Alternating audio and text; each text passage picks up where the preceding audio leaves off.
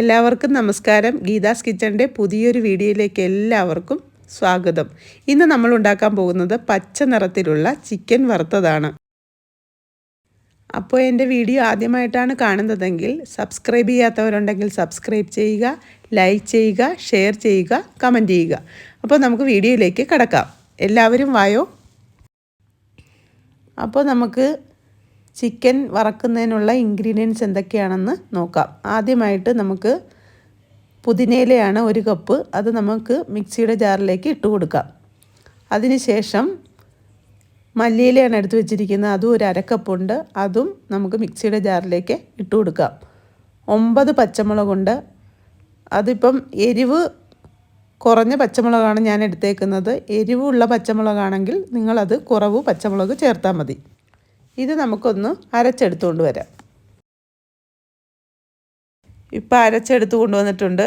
ഇത് 1/2 കിലോ ചിക്കനാണ് ഞാൻ എടുത്ത് വെച്ചേക്കുന്നത്. നമുക്ക് അരപ്പ് ചിക്കനിലേക്ക് ഇട്ട് കൊടുക്കാം. ഇപ്പം അരച്ചെടുത്തേക്കുന്നത് വെള്ളമൊന്നും ചേർക്കാതാണ് ഞാൻ അരച്ചെടുത്തേക്കുന്നത്. ഇപ്പം ചിക്കനിലേക്ക് അരപ്പെല്ലാം ചേർത്ത് കൊടുത്തിട്ടുണ്ട്.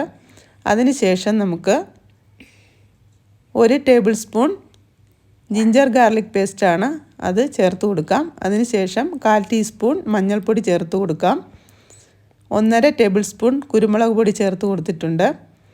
അതിനുശേഷം 1 ടീസ്പൂൺ ഉപ്പാണ് ചേർത്ത് കൊടുത്തേക്കുന്നത്. അതിനുശേഷം പകുതി നാരങ്ങയുടെ നീര് പിഴിഞ്ഞൊഴിക്കാം. അതിൻ്റെ കുരുവൊക്കെ ഉണ്ടെങ്കിൽ എടുത്ത് കളയണം. അല്ലെങ്കിൽ നമ്മൾ ചിക്കൻ വറക്കുമ്പോൾ അത് എടുത്ത് കഴിക്കും, അപ്പോൾ കഴിക്കുകയൊക്കെ ചെയ്യും. അതിനാണ് എടുത്ത് കളയാൻ പറയുന്നത്. അപ്പോൾ നമുക്ക് ഇതിനകത്ത് വീണിട്ടുണ്ട്, അതെല്ലാം ഓരോന്നെടുത്ത് മാറ്റാം. അതിന് ശേഷം നമുക്ക് നന്നായിട്ടൊന്ന്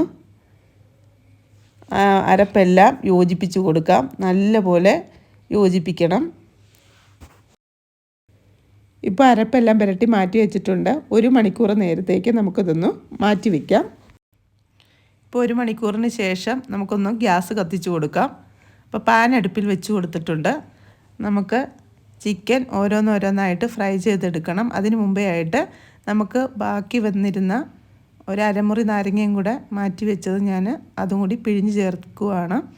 എന്നിട്ട് നമുക്ക് ഒന്നുകൂടി ഒന്ന് മിക്സ് ചെയ്ത് കൊടുക്കണം.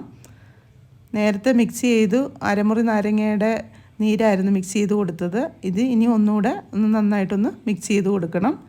അതിന് ശേഷം നമുക്ക് പാനിലേക്ക് കുറച്ച് എണ്ണ ഒഴിച്ച് കൊടുക്കാം. 1.5 ടേബിൾ സ്പൂൺ എണ്ണയാണ് ഒഴിച്ച് കൊടുത്തേക്കുന്നത്.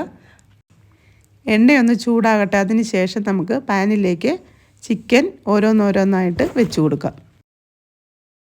പാനിൽ എണ്ണ ഇപ്പോൾ ചൂടായി വന്നിട്ടുണ്ട്. നമുക്ക് ഓരോ ചിക്കൻ പീസും പാനിലേക്ക് വെച്ച് കൊടുക്കാം. ഇപ്പം ഞാൻ സ്പൂൺ ഉപയോഗിച്ചാണ് ഓരോ പീസും വെച്ച് കൊടുക്കുന്നത്. കാരണം കൈയൊന്നും പൊള്ളാതിരിക്കാൻ വേണ്ടിയാണ്. അല്ലെങ്കിൽ ആ എണ്ണയൊക്കെ തെറിച്ച് നമ്മുടെ കയ്യിലൊക്കെ വീഴും. ഇപ്പം ഞാനിവിടെ ഉപയോഗിച്ചേക്കുന്നത് ബോൺലെസ് ചിക്കനാണ്. ഇപ്പം നിങ്ങൾക്ക് വേണമെങ്കിൽ എല്ലുള്ള ചിക്കനാണേലും നിങ്ങൾക്ക് ഉപയോഗിക്കാം. ഇപ്പം ഞാൻ ഈ ഗ്യാസ് വെച്ചേക്കുന്നത് ഹൈ ഫ്ലെയിമിലാണ്. അത് ലോ ഫ്ലെയിമിലേക്ക് ആക്കി വെച്ച് കൊടുത്തിട്ടുണ്ട്. അല്ലെങ്കിൽ ഈ എണ്ണയൊക്കെ തെറിച്ച് നമ്മുടെ കയ്യിലൊക്കെ വീഴും. അതുകൂടാതെ ചിക്കനാണേലും പെട്ടെന്ന് കരിഞ്ഞു പോകും. അതിന് വേണ്ടിയാണ് സിമ്മിലേക്ക് ഇട്ട് കൊടുത്തേക്കുന്നത്. നമുക്ക് എല്ലാം വെച്ച് കൊടുത്തതിന് ശേഷം നമുക്കിതൊന്ന് അടച്ചു കൊടുക്കണം. അപ്പോൾ അടച്ചു കൊടുക്കുമ്പോൾ അതിനകത്തിരുന്ന് നല്ല പോലെ ഒന്ന് വെന്തും കിട്ടും. അത് നല്ല രീതിയിലൊന്ന് ഫ്രൈ ആയി കിട്ടും. അതിന് വേണ്ടിയാണ് നമ്മളൊന്ന് അടച്ചു കൊടുക്കുന്നത്. എല്ലാം ഇപ്പം വെച്ച് കൊടുക്കുകയാണ്. അതിന് ശേഷം അടച്ചു കൊടുത്തിട്ടുണ്ട്.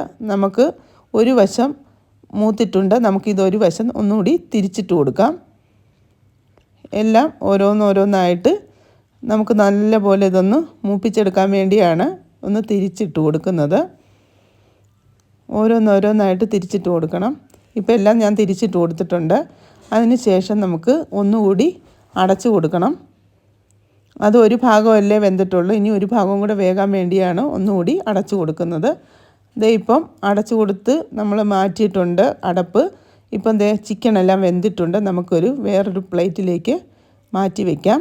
ദേ ചിക്കൻ എല്ലാം റെഡി ആയിട്ടുണ്ട്. നല്ല രുചിയാണ്. ഇപ്പോൾ ചോറിൻ്റെ കൂടെയാണേലും ഇപ്പോൾ ഗീ റൈസിൻ്റെ കൂടെയാണേലും ഒക്കെ കഴിക്കാനായിട്ട് നല്ല ടേസ്റ്റായിട്ടാണ് ഞാൻ ഉണ്ടാക്കിയേക്കുന്നത്.